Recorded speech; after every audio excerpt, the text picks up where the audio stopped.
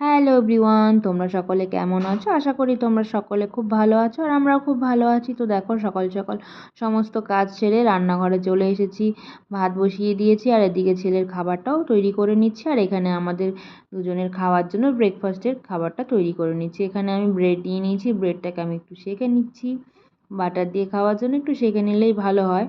আর এদিকে আমি ডিমের পোচটা তৈরি করে নিচ্ছি। এখানে দুটো ডিমের পোচ বানিয়ে নিচ্ছি দুজনের জন্য। তো দেখো একটা ডিমের কুসুমটা একদম ঘেঁটে গেছে, ওপর থেকে একটু গোলমরিচের গুঁড়ো দিয়ে দিচ্ছি। ব্রেকফাস্টটা একদম তৈরি হয়ে গেছে। এখানে আছে ডিমের পোচ, ব্রেড, বাটার আর এখানে আছে ম্যাঙ্গো জুস। তো তোমাদের কার কার এই খাবারটা পছন্দ আমাকে জানিও। আর এই সমস্ত খাবার শেষ করে আমরা একটু দুপুরবেলা বেরিয়ে পড়েছিলাম। দেখো আবার রাতের খাবারে চলে এসেছি। একটা কড়াই বসিয়ে দিয়েছি, এবার একটু রিফাইন্ড অয়েল আমি কড়াইতে দিয়ে দিলাম। আর এখানে ছোট ছোট করে আলু কেটে রেখেছিলাম আর একটা কাঁচা লঙ্কা নিয়েছি আর নিয়েছি টমেটো কুচি। এটা দিয়ে তৈরি হবে সাদা আলুর তরকারি। আর এখানে রাঁধুনি নিয়ে নিয়েছি, রাঁধুনিটা আমি ফোড়নে দিয়ে দেব। তো দেখো ফোড়নটা একটু গন্ধ বেরিয়ে এসেছে, এবার এর মধ্যে কেটে রাখা আলুটা আমি দিয়ে দিচ্ছি। এবারে আলুটাকে খুব ভালোভাবে একটু নেড়েচেড়ে ভেজে নিতে হবে আর কি।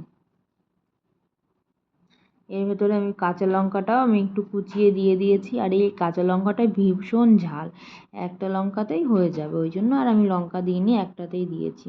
তো দেখো আলুটা একটু অনেকটা মতন ভেজে নেওয়া হয়ে গেছে, আলুটা সামান্য একটু লাল লাল হয়েছে। এবার কেটে রাখা টমেটোটা আমি দিয়ে দেব। তো টমেটো দেওয়ার পরে এটাকে আবারও আমি খুব ভালোভাবে কষিয়ে নেব।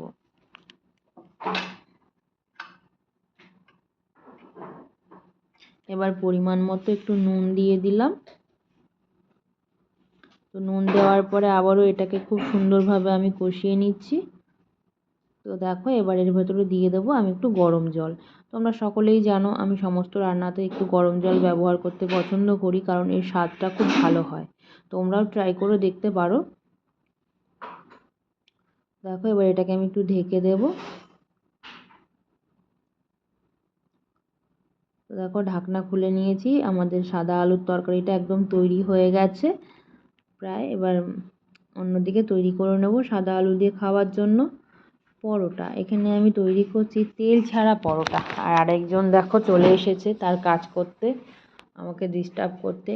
এই আমি যখন রান্না করব সে এসে এটা বার করবে, ওটা বার করবে, সমস্ত কিছু নিচে ফেলবে আর দুষ্টুমি করবে। অনেক সময় আছে তো আমার অনেক কিছু জিনিস আমি মশলার কৌটোগুলোকে খুঁজে পাই না, কারণ সে ঘর থেকে ওখান থেকে ড্রয়ার থেকে বার করে নিয়ে এসে এই ঘরের ভেতরে এখানে এর নিচে ওর নিচে ফেলে দেয়। তো দেখো পরোটাগুলো কিন্তু আমার একটাও গোল হয়নি। তোমাদের কি এরকম হয় আমার মতো? পরোটা ভাজতে গেলে পরে আমি একবারও হয়তো গোল করতেও পারি না ঠিকভাবে,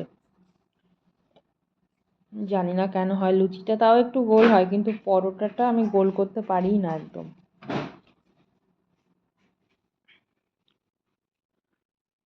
তো দেখো পরোটা ভাজা হয়ে গেছে, এদিকে সাদা আলুর তরকারিটাও একদম তৈরি হয়ে গেছে। আর আমার এই ভিডিওটা তোমাদের কেমন লেগেছে অবশ্যই জানিও। টাটা।